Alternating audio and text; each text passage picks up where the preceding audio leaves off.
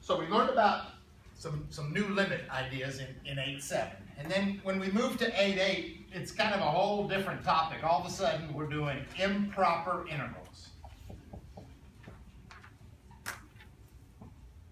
And I just want to see if I can work through two examples with you and show you what, there's all kinds of improper integrals, and there's different things that make integrals improper. But this is a classic improper integral right here. And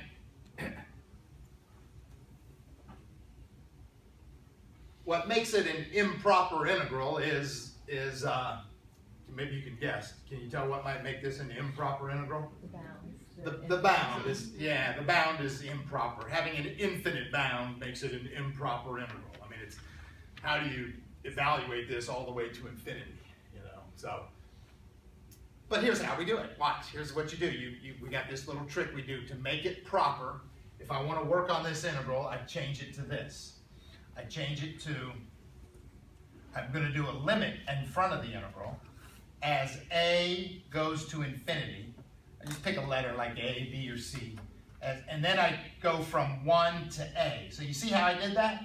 I mean, it was improper because it had this infinite bound. Well, then I called it A and took the limit as A goes to infinity.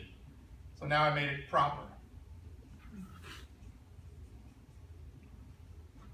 I mean, so now I can do the problem. Okay?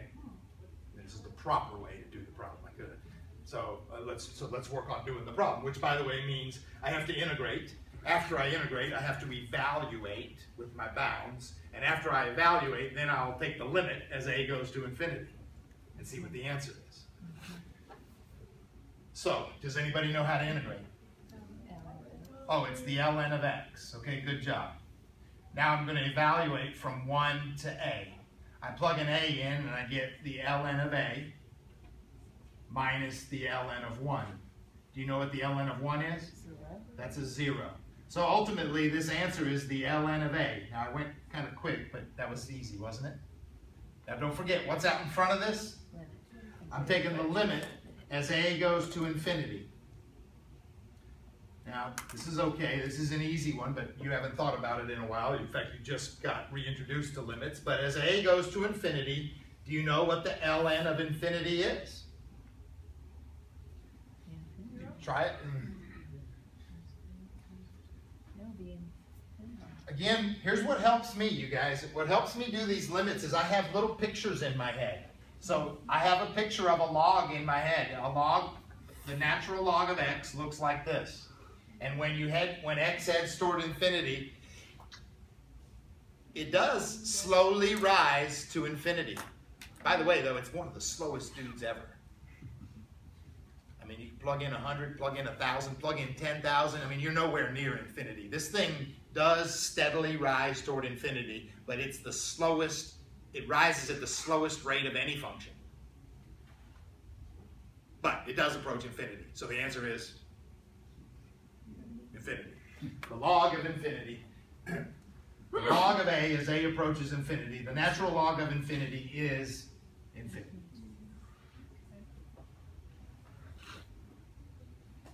If you wanted to think about this, maybe kind of, I mean, we just did this problem. How do you do it? It's an improper integral because it has this improper bound. How do you make it proper? Well, you do this, kind of, it's almost like proper manners, you know, it's like good manners to do this. Put your fork on your left side or whatever, I don't know. And then you properly do this integral, and the answer is infinity. What do you want to say? So if the bound was 2 to infinity. Yeah, you would do it the same way. So when and you would get infinity minus the natural log of 2. Which is just infinity? Which is just some number. So, well, infinity minus some little number would be infinity. Okay, so Okay. it remains the same. It would.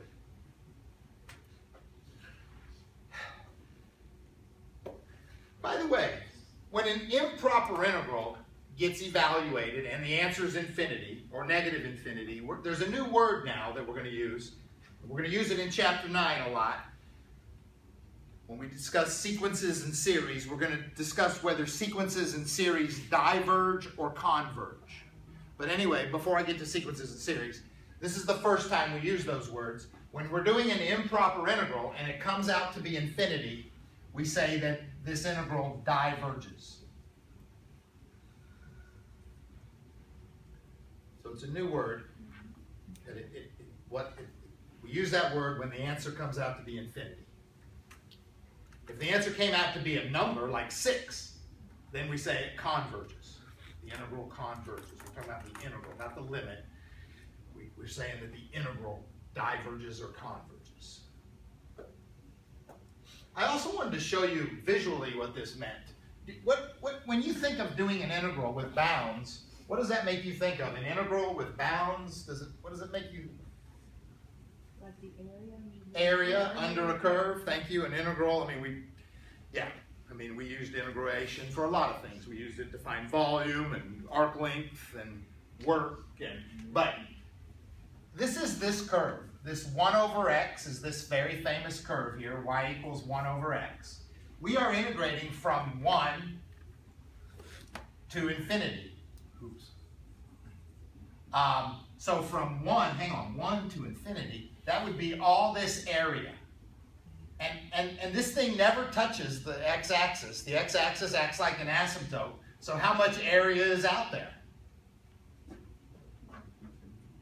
The answer came out to be infinity. It's an infinite amount of area. Under this curve, from 1 to infinity, the amount of area under this curve was infinity. Are you guys with me? Okay.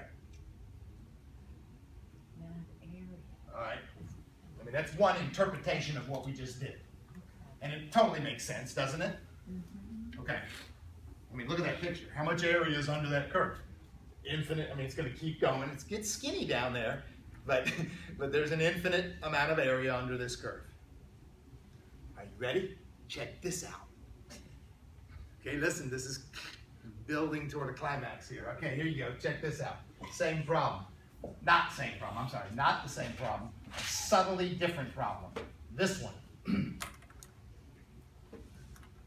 Okay, well, it's an improper integral. How do you make it proper? You take the limit as a or b. I'm going to use b this time. As b goes to infinity, and you go from 1 to b, and you're trying to integrate this.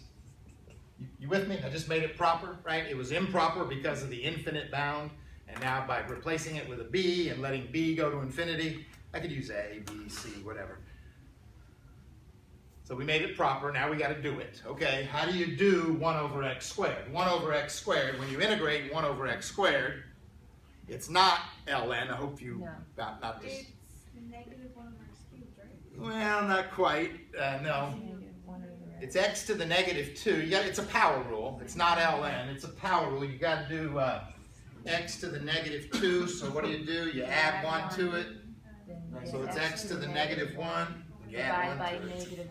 And then divide by negative 1. So it's negative 1 over x. So then I like to move him to the denominator, and then I just put the negative sign up in the numerator. Negative 1 over x. Is that okay with you guys? Cool. We just integrated, and the answer is negative 1 over x. We need to evaluate from 1 to b. So I'll plug the b in, and I'll get negative 1 over b minus negative 1 over 1. So it's plus 1. And now, you follow me on that? I plug the b in, I plug the 1 in. And now I'm supposed to do the limit as b goes to infinity. And as b goes to infinity, Get 0. a 1 over infinity is a 0. Or negative 1 over infinity is a 0. So it's 1 minus 0. So that's a 0 plus 1. The answer is 1. 1. And if the answer is 1, we say that the integral converges. I'm going to go back up here. I'm going to say the integral converges because we got an answer of 1. Remember, this one diverged because we had an answer of infinity. The integral diverged. This integral converged. Okay. This one diverged. This one converged. It was a subtly different problem. Here's the tricky part. Yeah. When you go to graph him, Yeah. he's This is a picture of y equals 1 over x. Y equals 1 over x squared is practically the same thing. You know, let me plot a couple points. When x is 1, what's y? Up here. 1. When x is 2, what's y? 1. A half. When x is 3, what's y? 1/3. When x is 4, what's y? 1/4. You with me? Okay, what about on this guy? When x is 1, it's 1. When x is 2, it's 1/4. When x is 3, it's 1/9. When x is 4, it's 1/16. So it's the same graph, except it's descending it's at a faster rate, and the area from 1 to infinity is not finite. I mean, it's not infinite. It is finite. The area from 1 to infinity, we just proved, the area from 1 to infinity is 1.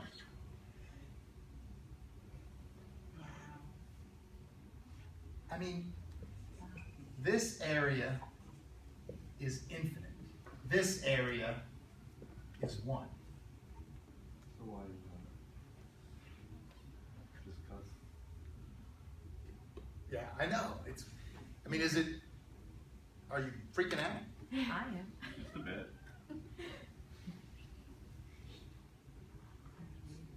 It's just that fast. I mean, it's sort of a moment to freak out, but it's not that. I mean, I have these infinite areas. They're drawn on the board. One of them approaches the x-axis at a different rate than the other one. I mean, they both decrease toward the x-axis. They both have this little sliver of area that goes on forever. But the sliver of area here is just a lot tighter to the x-axis than this one. I mean, eventually this one gets tight to the x-axis, but maybe when you're adding up rectangles of area, when you keep adding more and more things to this one, it adds up to infinity. When you keep adding more to this one, you never get past 1.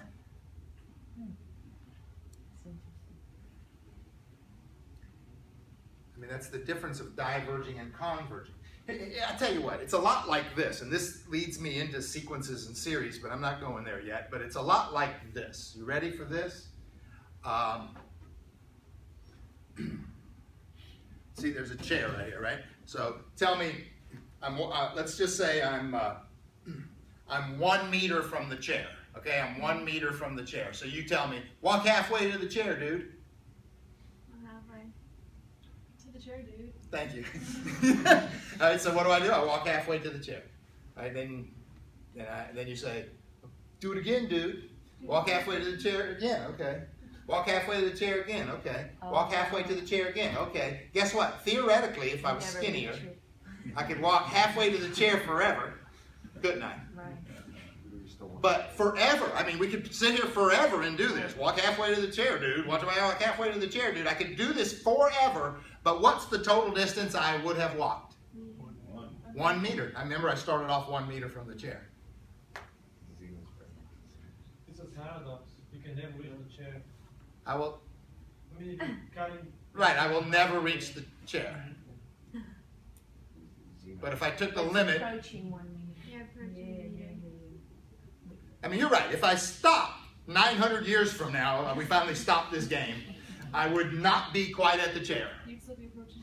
I'd be at 0.999999999 meters.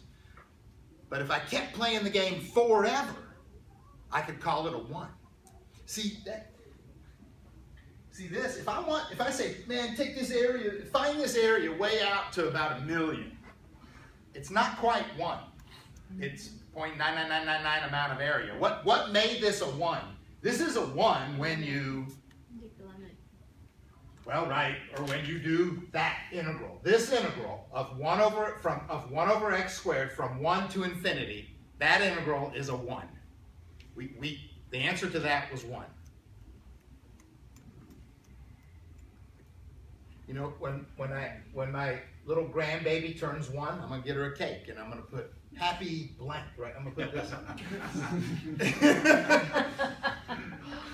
I mean, it's a 1. So she doesn't understand it. Yeah. Or her parents or whatever. Anyway, yeah, that's a 1. So some of these improper integrals diverge, some of them converge, and it has to do with limits and rates of increase. And maybe I'll stop right now. If you want to do some